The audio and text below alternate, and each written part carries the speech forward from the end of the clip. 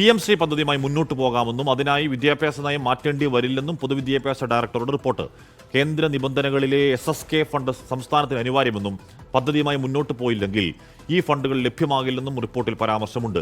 പെട്ടെന്ന് തീരുമാനമെടുക്കാൻ കഴിയില്ലെന്നും സാമ്പത്തിക കാര്യങ്ങൾ ഉൾപ്പെടെയുള്ള റിപ്പോർട്ടുകൾ പരിഗണിച്ച് അന്തിമ തീരുമാനമെടുക്കുമെന്നും വിദ്യാഭ്യാസ മന്ത്രി N. ഷംസുദ്ദീൻ പറയുന്നു.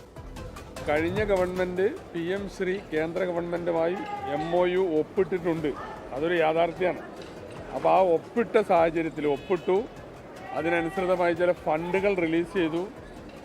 പിന്നെ ഇവിടെ ഉണ്ടായ ചില രാഷ്ട്രീയ വിവാദങ്ങളെ തുടർന്ന് അവർക്കിടയിലുണ്ടായ പ്രശ്നങ്ങൾ കാരണമൊക്കെ അവരത് തൽക്കാലം നിർത്തിവെക്കണം എന്നേ പറഞ്ഞിട്ടുള്ളൂ. അപ്പോൾ അങ്ങനെയുള്ളൊരു സാഹചര്യത്തിൽ അതിൻ്റെ വിവിധ വശങ്ങളാണ് റിപ്പോർട്ടിൽ പറയാം. അത് തുടർന്നാലുള്ളത്, തുടരാൻ പറ്റുമോ, ഇത്തരം കാര്യങ്ങളാണ് റിപ്പോർട്ടിൽ പറയാം. റിപ്പോർട്ട് ലഭിച്ചിട്ടുണ്ട് എന്നുള്ളത് വസ്തുതയാണ്. റിപ്പോർട്ട് ചോദിച്ചിരുന്നു എന്നുള്ള കാര്യം ഞാൻ ആദ്യം നിങ്ങളോട് പറഞ്ഞു. ഇപ്പോൾ റിപ്പോർട്ട് കിട്ടിയിട്ടുണ്ട്. പക്ഷേ അത് ഇനിയൊരു ചർച്ചയ്ക്ക് ശേഷമാണ് അതിലുള്ള തുടർ നടപടികളെക്കുറിച്ച് പറയാൻ സാധിക്കുക. അജ്മൽ ജറാറ വാർത്തകൾ. അജ്മൽ, അത് മുന്നണിയും ആരും അറിയാതെ, സർക്കാർ അല്ലെങ്കിൽ മുന്നണി നേതൃത്വം പാർട്ടിയൊന്നും അറിയാതെ പോയി രഹസ്യമായി ഒപ്പിട്ടു എന്നത് മാത്രമായിരുന്നില്ല PMC ഒപ്പിട്ടതിലെ പ്രശ്നം. അത് സംഘപരിവാർ അജണ്ട നടപ്പാക്കാൻ ഇവിടെ നീക്കം നടക്കുന്നു എന്നുള്ളതാണല്ലോ UDF അടക്കം അന്ന് PMC കാലത്ത് ആരോപിച്ചത്. അപ്പോൾ എന്തായാലും ഇപ്പോൾ ഭരണത്തിലേക്ക് എത്തുന്ന വിദ്യാഭ്യാസ മന്ത്രി PMCയിൽ സർക്കാർ ഇല്ല എന്ന് പറയുന്നില്ല. PMC ഞങ്ങൾക്ക് വേണ്ട എന്നെന്തായാലും തീർപ്പായി പറയുന്നില്ല. അജ്മൽ,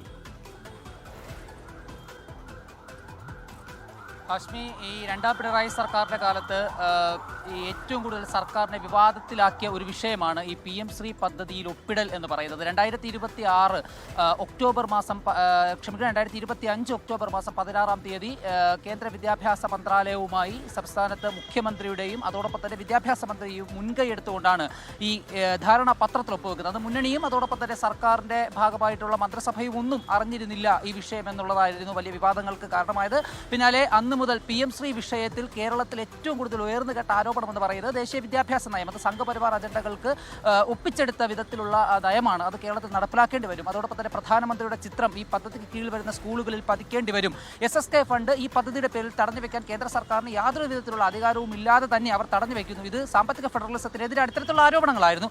ഇപ്പോൾ ആ വിഷയത്തിൽ തന്നെ UDF സർക്കാർ അധികാരത്തിൽ വന്നതിന് പിന്നാലെ പൊതുവിദ്യാഭ്യാസ ഡയറക്ടർ പൊതുവിദ്യാഭ്യാസ മന്ത്രിക്ക് സമർപ്പിച്ച റിപ്പോർട്ടിൽ പറയുന്നത് അന്ന് കേരളത്തിൽ ഉയർന്നു കേട്ട ആരോപണങ്ങൾ ഈ പദ്ധതിയിൽ ഒപ്പുവെക്കുന്നതിലൂടെ ഒരു കാരണവശാലും കേരളത്തിൽ നടപ്പിലാകില്ല എന്നാണ്. പ്രത്യേകിച്ച് ഈ വിദ്യാഭ്യാസ നയം, ദേശീയ വിദ്യാഭ്യാസ നയം കേരളത്തിൽ നടപ്പിലാക്കേണ്ടി വരില്ല. നമ്മുടെ കുട്ടികളെയൊക്കെ SCERT പുസ്തകങ്ങൾ തന്നെ പഠിപ്പിച്ചാൽ മതിയാകും. അത് ദേശീയ വിദ്യാഭ്യാസ നയത്തിൻ്റെ ഭാഗമായ പുസ്തകങ്ങളോ സിലബസോ ഒന്നും പഠിപ്പിക്കേണ്ടി വരില്ല. പിന്നീട് ഈ പറഞ്ഞതുപോലെ പ്രധാനമന്ത്രിയുടെ ചിത്രങ്ങൾ നമ്മുടെ ഈ പദ്ധതിയുടെ ഭാഗമാകുന്ന സ്കൂളുകൾക്ക് മുമ്പിൽ സ്ഥാപിക്കേണ്ടി വരുമ്പോൾ പോലും SSK ഫണ്ട് നമുക്ക് നിർബാധം ലഭിക്കും. അത് നമ്മുടെ വിദ്യാഭ്യാസ മേഖലയെയും വകുപ്പിനെയും സംബന്ധിച്ചിടത്തോളം നമുക്ക് കൂടുതൽ കാര്യങ്ങൾ ചെയ്യാനാകുമെന്നുള്ളതാണ്. ഏതായാലും വിദ്യാഭ്യാസ മന്ത്രി വിഷയത്തിൽ ഇപ്പോൾ ഹാഷ്മി സൂചിപ്പിച്ചതുപോലെ അതിനെ തള്ളിക്കളയുന്ന ഒരു നിലപാട് ഇപ്പോൾ നിലവിൽ സ്വീകരിച്ചിട്ടില്ല. അത് കൂടുതൽ വിദഗ്ധ ചർച്ചകൾക്കും വിദഗ്ധ കൂടിയാലോചനകൾക്കും ശേഷം അതിൽ തീരുമാനമെടുക്കുമെന്നാണ് നിലവിൽ അറിയിച്ചിട്ടുള്ളത്. ഹാഷ്മി,